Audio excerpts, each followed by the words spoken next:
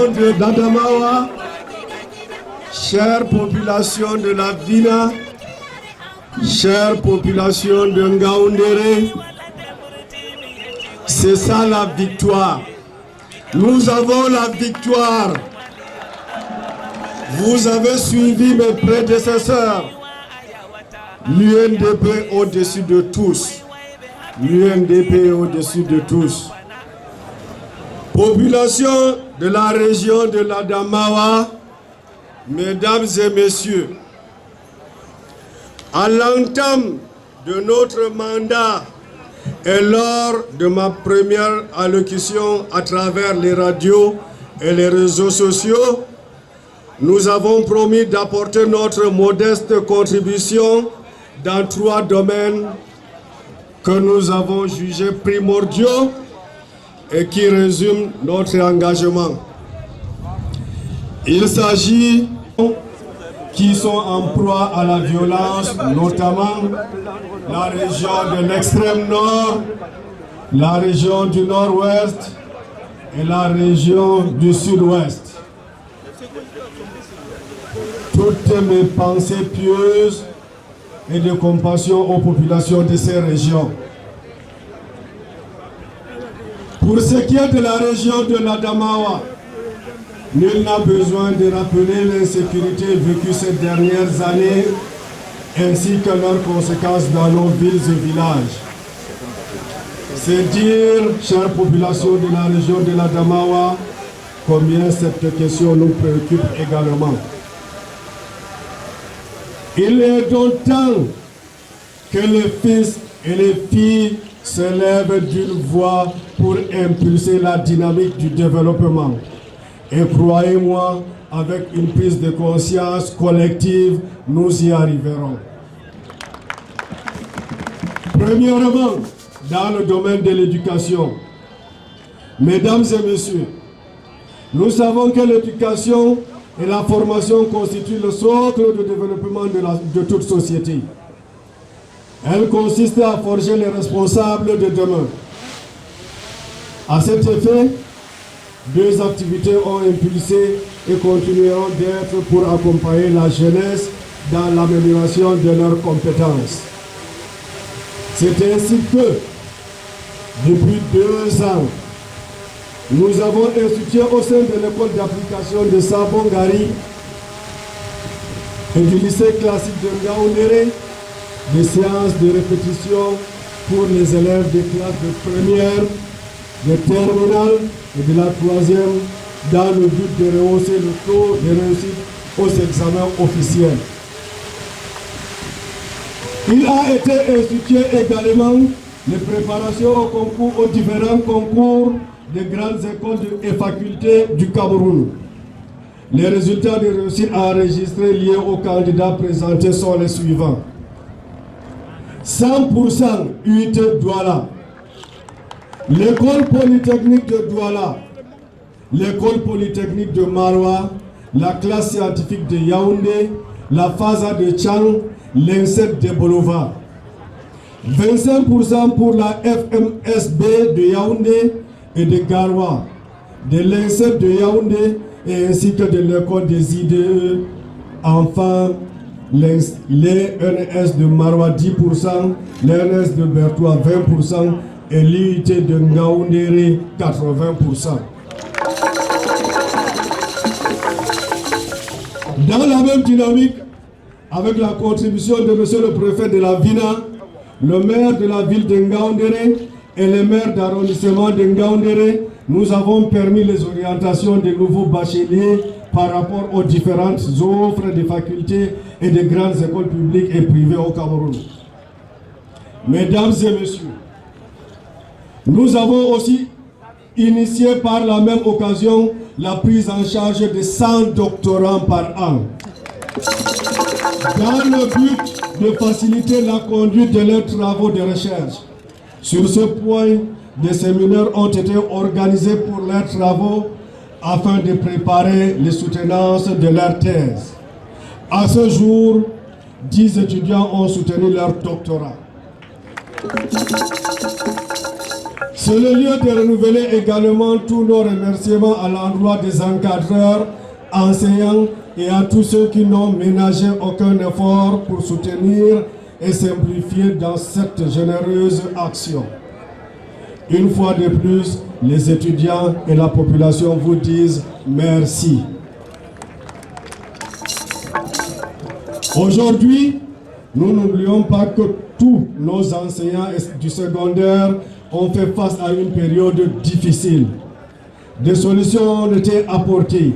La sérénité règne au sein de ce corps de métier très noble, important pour tous. C'est d'ailleurs l'occasion d'interpeller les parents de s'impliquer davantage dans l'encadrement de ces enfants, surtout à l'approche des examens. Rassurez-vous, nous poursuivrons l'organisation des sessions de préparation aux différents examens et concours. Parallèlement à ce volet, le domaine sanitaire est aussi l'une de nos préoccupations majeures. Deuxièmement, le domaine de santé. Mesdames et messieurs, nous avons initié du 28 août au 8 septembre 2021 la première édition de la caravane médicale dans le département de la Vina, notamment dans les arrondissements de Belel, Nyambaka et Marta. 12 villages ont été visités par la dite caravane, soit 4 villages par arrondissement. Les principales activités étaient la consultation dentaire, de l'hypertension artérielle, du diabète, de l'hépatite B et C, la dispensation des soins gratuits et les orientations pour une meilleure prise en charge dans les hôpitaux de référence. Rappelons que l'objectif de départ était de couvrir 1500 personnes.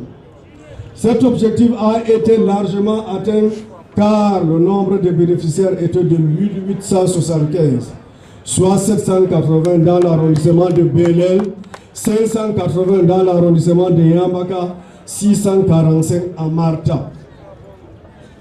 Concernant le dépistage, 2161 personnes se sont faites dépister gratuitement, soit 719, 615 et 827 respectivement dans l'arrondissement de Belel, Nyambaka et Marta.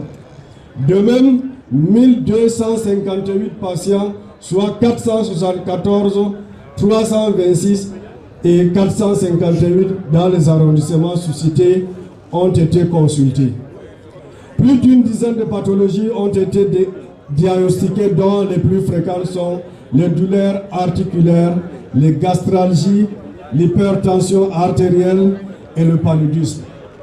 Cependant, il faut noter les cas graves comme l'insuffisance cardiaque et les tumeurs.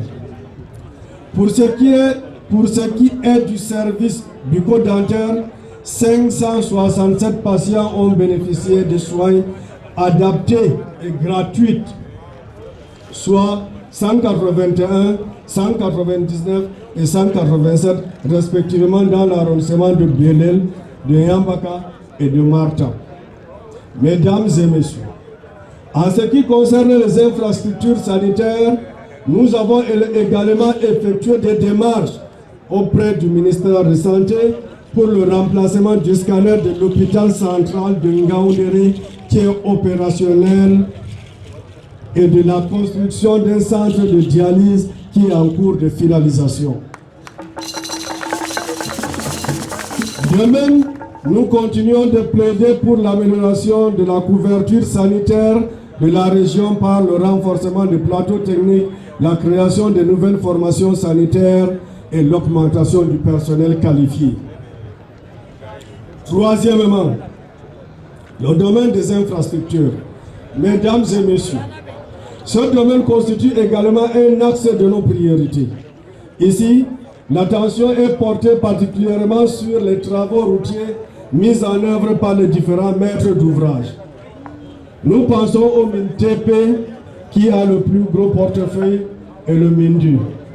L'action consiste au contrôle et aux audits du respect des cahiers de charges relatifs aux travaux et aux prestations de maîtrise d'œuvre pour certains axes de la ville de Ngaoundéré et certains axes inter-arrondissements de la ville.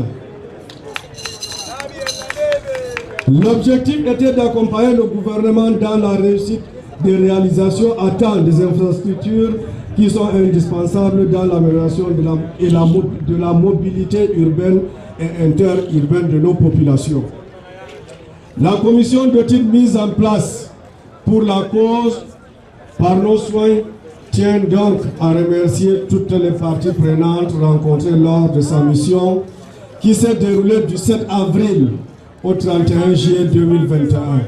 En particulier, les autorités administratives au premier rang desquelles le préfet de la Vina, les délégués départementaux, les élus locaux et la population bénéficiaire de ces projets.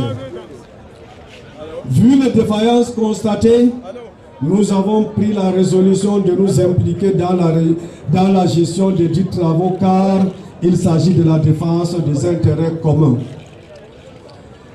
Il y a lieu également de rappeler en faveur de notre démarche, le ministère de l'Habitat et du Développement urbain a donné une suite favorable par rapport à l'aménagement de l'axe pharmacie Adama, champ de prière, interroute, gare marchandises.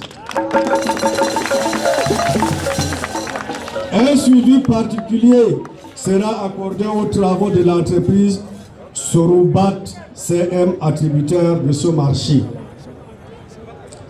Mesdames et messieurs, nous nous sommes également impliqués dans l'entretien de certains axes de la voirie urbaine de Ngaoundéré sur des fonds micro-projets parlementaires et de nos fonds propres et de nos propres ressources et avec l'appui de la communauté urbaine de Ngaoundéré et des communes d'arrondissement. Nous profitons de cette occasion pour interpeller une fois de plus le gouvernement de la République à travers le ministère concerné à engager les bitumages de routes de la ville de Ngaoundéré.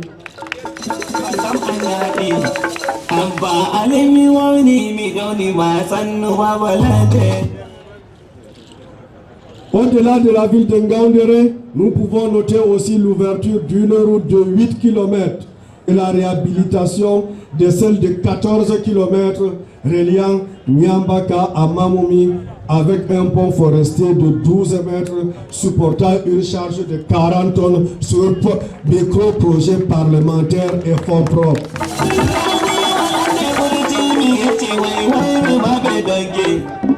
En assainissement du village Galdi pour une linéaire de plus de 8 km. Dans le même ordre d'idée, un programme de forage a été entrepris en vue de construire une quinzaine dans la ville de Ngaoundéré au courant de l'année 2022-2023. À ce jour, 4 sont déjà en cours de finalisation et d'autres suivront. Mesdames et messieurs, dans le but d'accompagner les jeunes de la Vina dans leur élan d'auto-emploi pour la lutte contre le chômage, nous avons mis sur pied le 21 août 2021 un projet d'appui aux jeunes mototaximens. Ce projet consiste à subventionner à 100% l'acquisition de 10 motos dédiées aux jeunes sélectionnés suivant une grille d'analyse élaborée par une commission indépendante. Ces premiers bénéficiaires doivent procéder à l'amortissement du coût d'achat afin de constituer un fonds de revolving pour la pérennité de l'opération vis-à-vis de nos jeunes frères. À ce jour, plus de 80% des bénéficiaires sont propriétaires de ces motocyclettes. Chère population de l'Adamawa, honorables invités, mesdames et messieurs, voilà les activités menées en 2 ans et le meilleur reste à venir. Compte tenu du temps, nous vous faisons grâce de nos activités intraparlementaires telles que les textes et la loi et autres. Je vous remercie.